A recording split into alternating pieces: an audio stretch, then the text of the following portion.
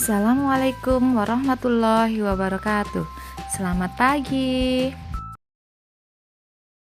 Pada pertemuan kali ini, kita akan belajar IPS tentang kondisi alam Indonesia. Kondisi alam Indonesia dapat dikelompokkan menjadi dua bagian, yaitu keadaan fisik wilayah serta keadaan flora dan fauna. Keadaan fisik suatu wilayah dapat dikenali dari keadaan geologi, bentuk muka bumi, dan iklim. Sementara keadaan flora dan fauna menyangkut jenis keberagaman dan kesebarannya. Keadaan geologi Indonesia. Indonesia terletak pada pertemuan tiga lempeng tektonik besar, yaitu lempeng Indo-Australia, Eurasia, dan lempeng Pasifik. Lempeng Indo-Australia bertumpukan dengan lempeng Eurasia di lepas pantai Sumatera, Jawa, dan Nusa Tenggara. Sedangkan lempeng Pasifik bertumpukan dengan Eurasia di utara Papua dan Maluku Utara.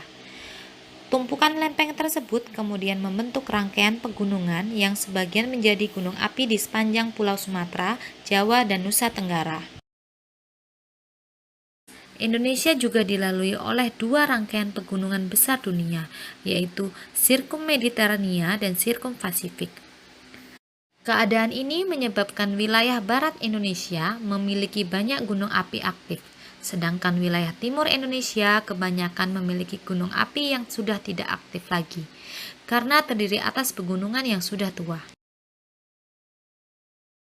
Selain itu, Indonesia secara geologis juga terletak pada dua dangkalan besar, yaitu dangkalan Sunda dan dangkalan Sahul. Dangkalan-dangkalan ini mempengaruhi persebaran flora dan fauna di Indonesia. Wilayah barat yang dilalui oleh dangkalan Sunda memiliki keanekaragaman hayati yang mirip dengan benua Asia.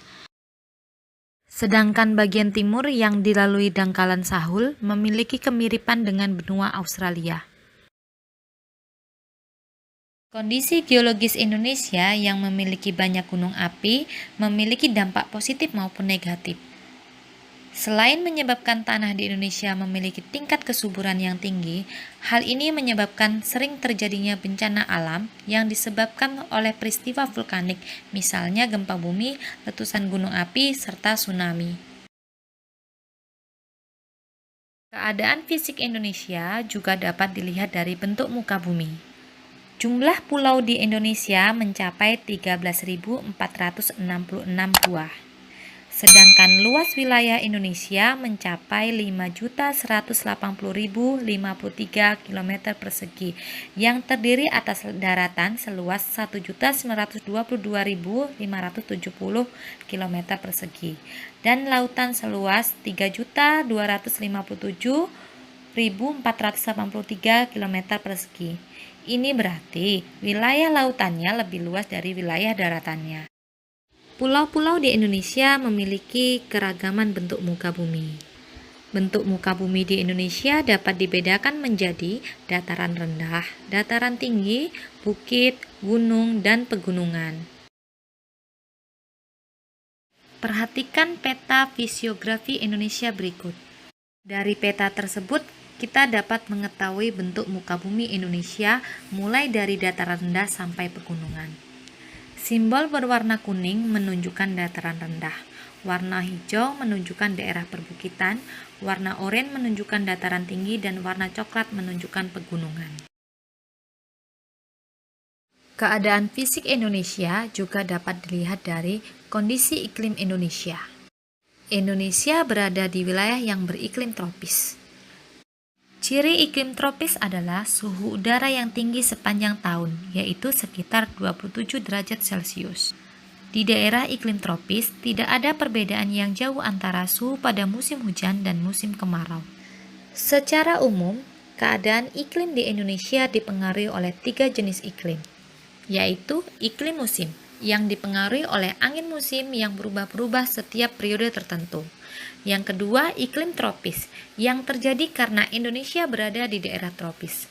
Yang ketiga, iklim laut yang terjadi karena Indonesia memiliki wilayah laut yang luas.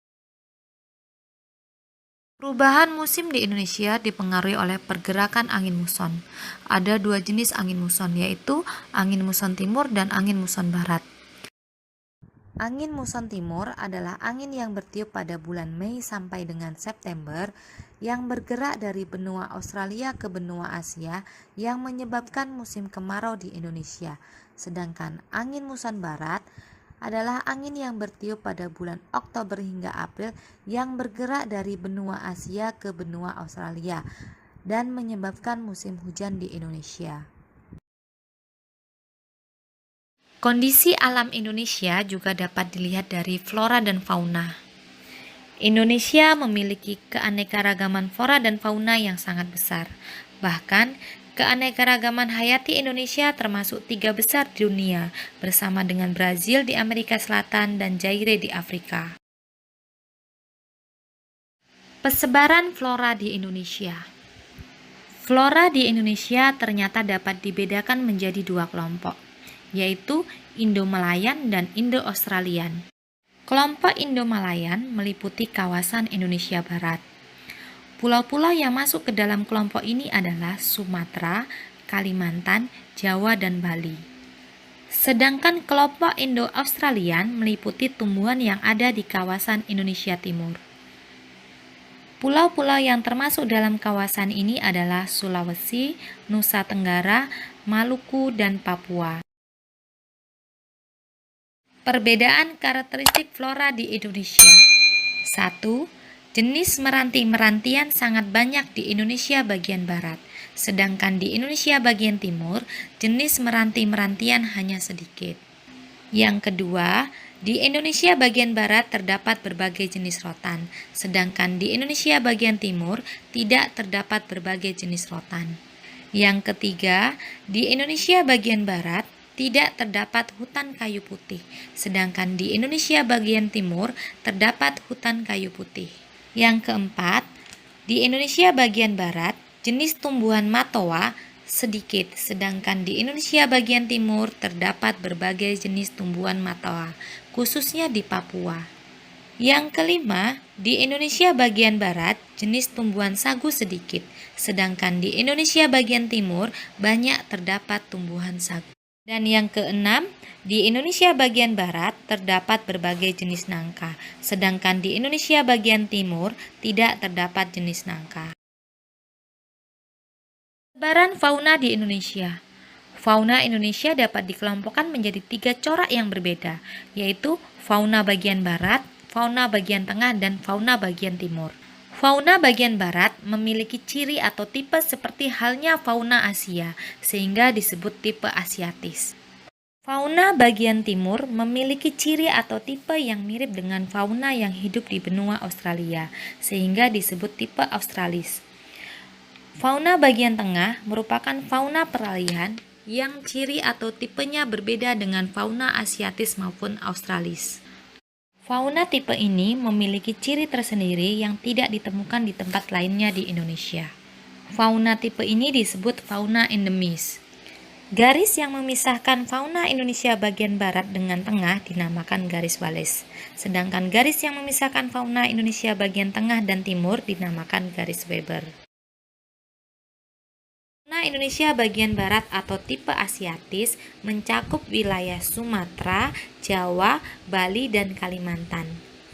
Mamalia berukuran besar banyak ditemui di wilayah ini seperti gajah, macan, tapir, badak becula satu, banteng, kerbau, rusa, babi hutan, orang hutan, monyet, bekantan, dan lain-lain. Selain mamalia di wilayah ini banyak juga ditemui reptil seperti ular, buaya, tokek, kadal, biawak, bunglon, kura-kura, dan terenggiling. Berbagai jenis burung yang dapat ditemui diantaranya burung hantu, gagak, jalak, elang, merak, kutilang, dan berbagai jenis macam unggas. Fauna Indonesia Tengah atau tipe peralihan.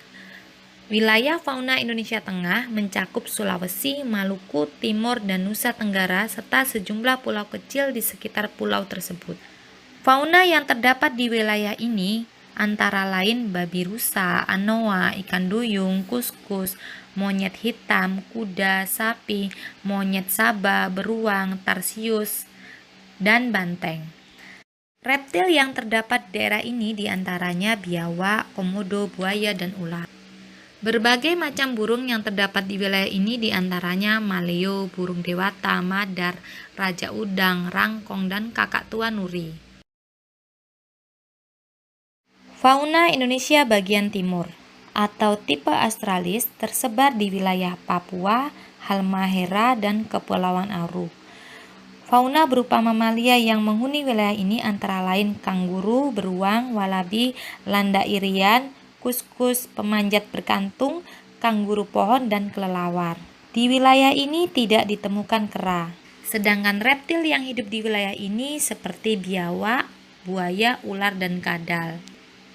Berbagai jenis burung yang dapat ditemui di wilayah ini seperti burung cendrawasih, nuri, raja udang, kasuri, dan namudur. Itulah tadi penjelasan singkat tentang kondisi alam Indonesia. Semoga bermanfaat dan sampai bertemu lagi pada pertemuan berikutnya. Terima kasih.